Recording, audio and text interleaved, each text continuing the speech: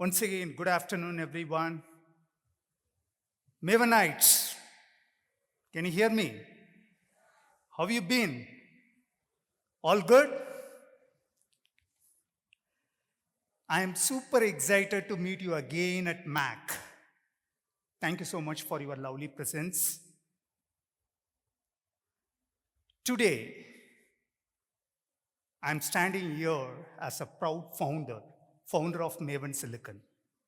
As a center of excellence in semiconductors, we produced an army of chip designers to rule the Indian semiconductor industry.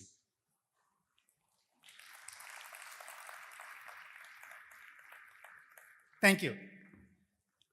We have produced more than 5,000 chip designers and deployed them across the semiconductor industry. We are everywhere. We are everywhere. Our alumni, Mavenites, are working for global chip makers, fabless IP companies, fabless chip makers, EDA, and startups. We are everywhere. We are setting the standards in VLSI design. I am very, very proud of all your amazing contributions to the growth of the global semiconductor industry. I'm very proud. Thank you. Thank you so much for your love and support to Maven Silicon. Today, I want to take you through our journey. Maven Silicon, how our life has been from finishing school to center of excellence. That's my job. I'm doing marketing. I have to redefine the brand.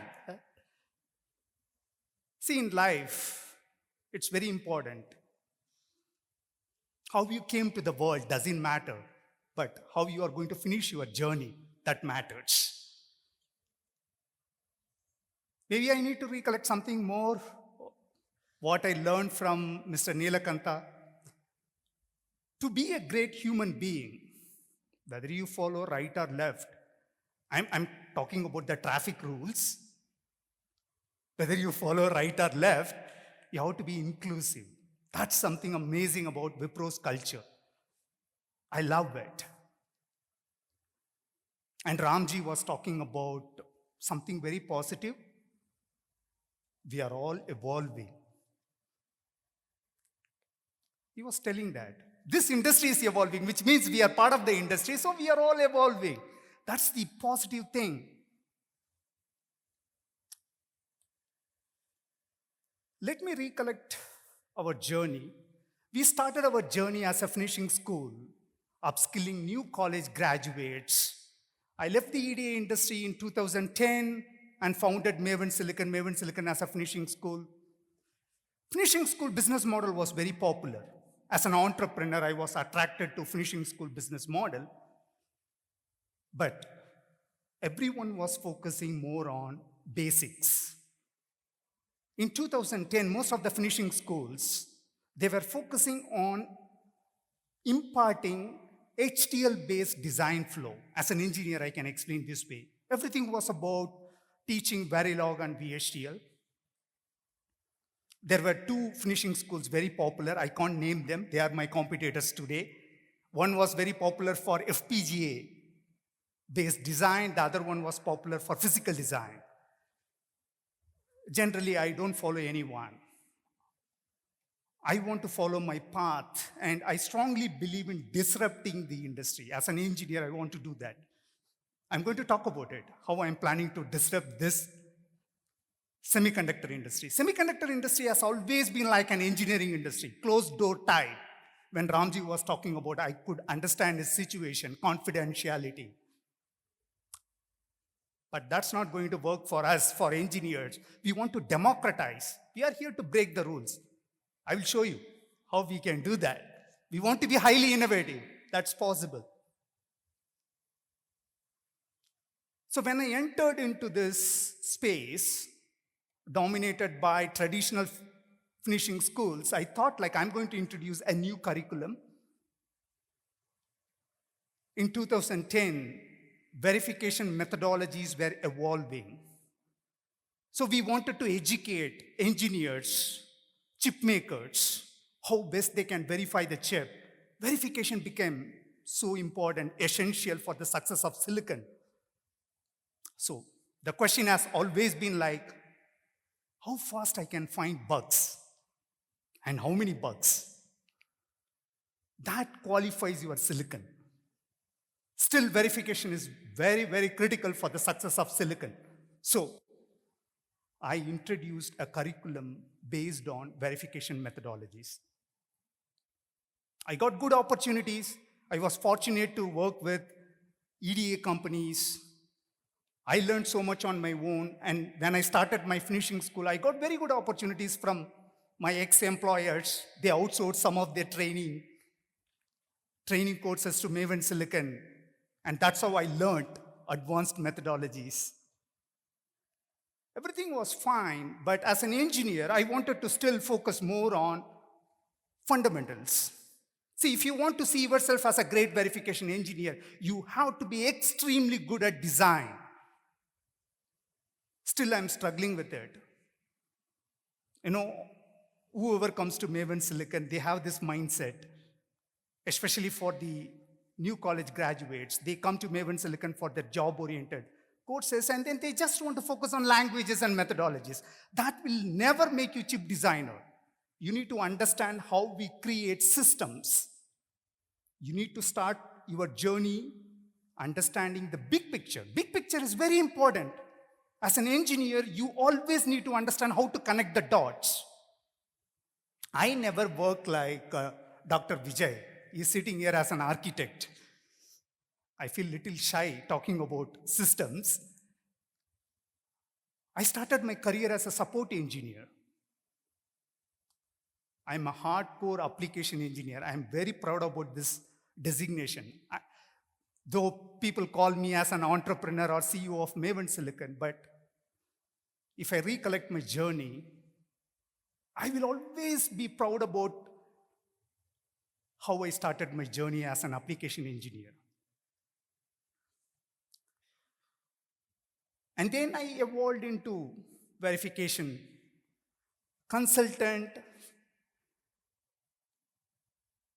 Then I thought like, how I am going to produce experts, verification experts.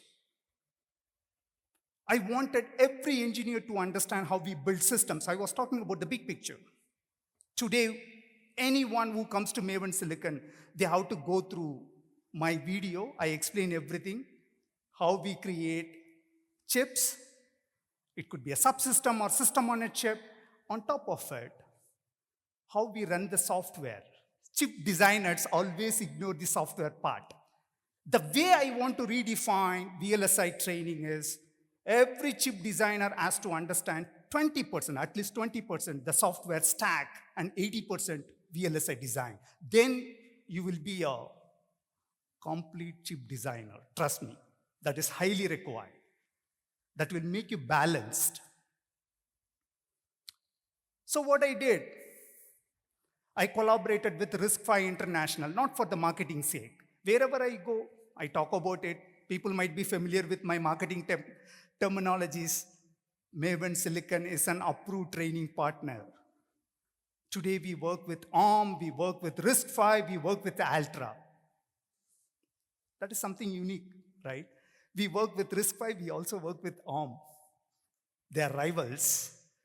But I need choice.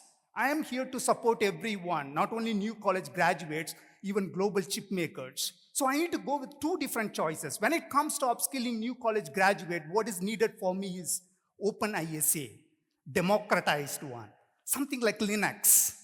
I want my engineers to play with it, let them enjoy it.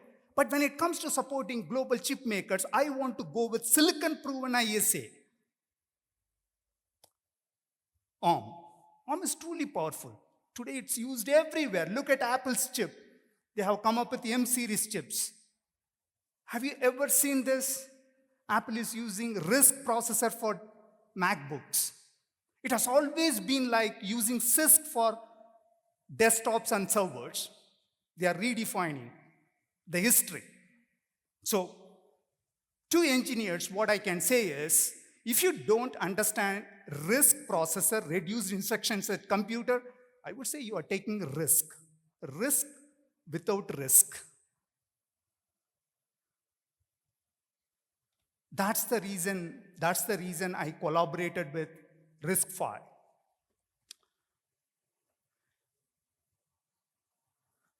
We also want to work closely with global chip makers, tier 1 services companies like Wipro. When it comes to interfacing with experienced engineers, I learned so much. What am I offering and what is their expectation? To succeed in any business, basically, you need to go along with your customer. They hold your hand and then they show you the path. And that's what important for me. What makes me competent to upskill new college graduates? How I am evolving. If I take back seat and then assume that I'm doing good, things will not work for me. So it's important for me to work closely with global chip makers. And then why RISC-V? It's an open ISA. It's like Linux. Today, you look at RISC-V International. It's a non-profit organization. You visit the website riscvi.org. You can download the source code. That's amazing. You won't even get 8-bit microcontroller from chip makers. Everything is IP, intellectual property. Am I right? Then what is needed for young engineers? They need case studies. They need good projects. And why processor is something important? People ask me like, what are you doing, Shiva, actually? Why are you prioritizing ISA, instruction set architecture? Of course, it's important. You learned RISC-V. You understand pretty much everything about systems. That's the beauty of OpenISA. It has various layers. It defines privilege levels like user mode. That is the lowest privilege. Then supervisor mode. Then machine mode.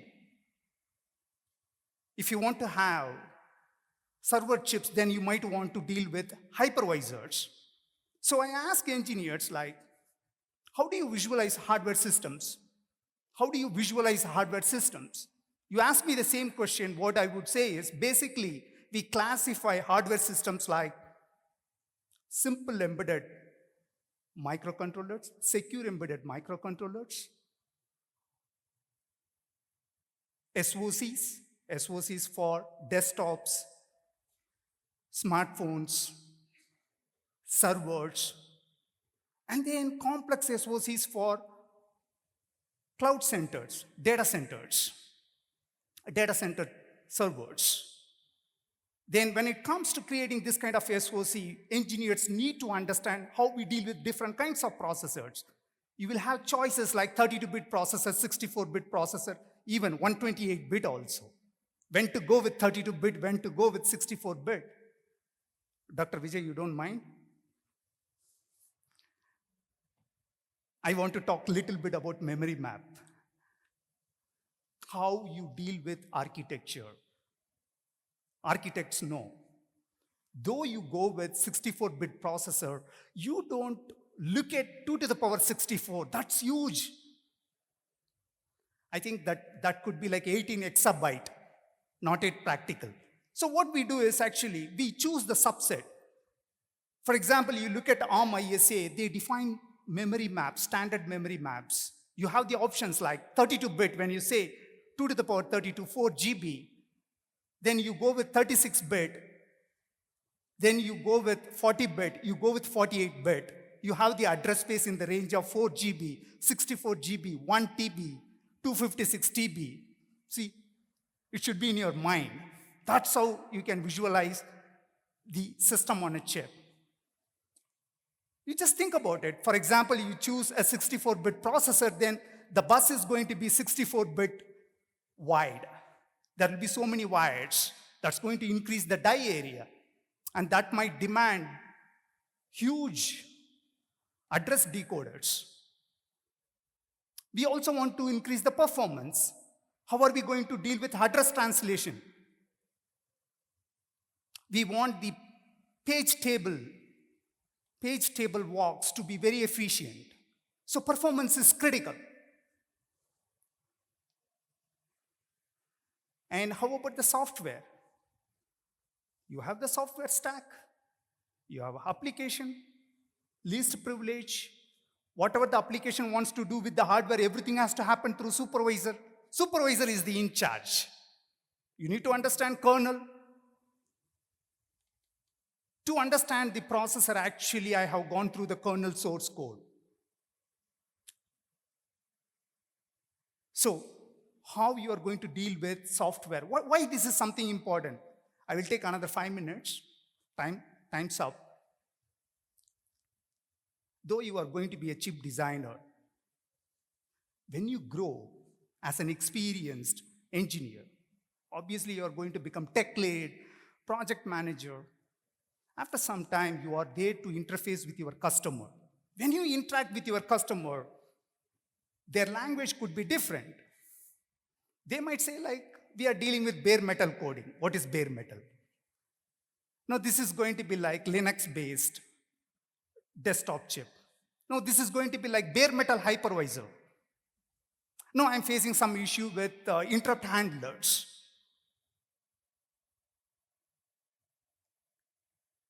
If you understand the software, then you can understand most of the things like how we create the chip. For example, you look at the peripherals, we always follow physical addressing, though it's going to be based on operating system. These are all the micro-level details you need to understand to grow as a chip designer. This is the main reason I have introduced this RISC-V powered executive MTech VLSI. So in this course, you will begin your journey with creating a processor, and then you will explore how basically we create any chip using processor. I want every chip designer to understand how we deal with architecture, how we deal with software stacks. And once you understand pretty much everything, like how we deal with different kinds of systems, the big picture, what is bare metal embedded systems, what is secure embedded systems, what is operating system based desktop chips or smartphone chips or hypervisor based server chips.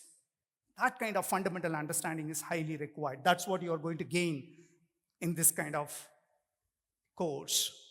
In first semester especially, we will take you through the architecture, we will make you familiar with the software stack so that you are going to be comfortable, and then we will take you through the implementation flow. Of course, everyone needs to understand spec to silicon. Then your journey is going to be smooth. You will be very confident in terms of interfacing with your customer. That's the idea behind this post-graduation degree course. This is primarily for working professionals, engineers, those who have minimum of 2 years experience. You are not really interested in doing degree course, then probably you might want to look at our executive certification courses. In association with HiHub, IIT Roorkee, we have published executive certification courses. There are various kinds of courses. What is something special about these courses? For example, you are very much interested in ASIC verification, everything about ASIC verification, simulation, formal verification, emulation, new methodologies like PSS. So you don't really need to look for multiple courses. You can do executive certification course and then you will become a champion. Same thing, like you don't want to deal with physical design, you don't want to deal with design for testing, but you are more interested in learning architecture, then I would say like executive certification course for VLSI SoC design. So similarly, there are many courses. So finally, what I can say is, in this AI era, I'm telling you, most of the things will be automated. So I'm on my toes. If most of the things are going to be automated, what can I teach? That's my business, right? But still, we can impart many things, many new things for the next generation of engineers. Your life is going to be dealing with systems. Without system level design expertise, you will not be able to sustain, even for those who are experienced. You might be 2 years experience, 5 years experience, but it's time for you to think about understanding the systems. What I visualize is, in future, you will have AI tools like agents, co-pilots. They are there to generate the source code. You just think about subsystem level design or IP level design. All the blocks can be generated. It's going to be fun, even for entrepreneurs like me, because I need to look at how I can start my fabless IP company with minimum number of engineers, right? But for global chip makers, they would be looking for, still they would be looking for army of chip designers with system level design expertise.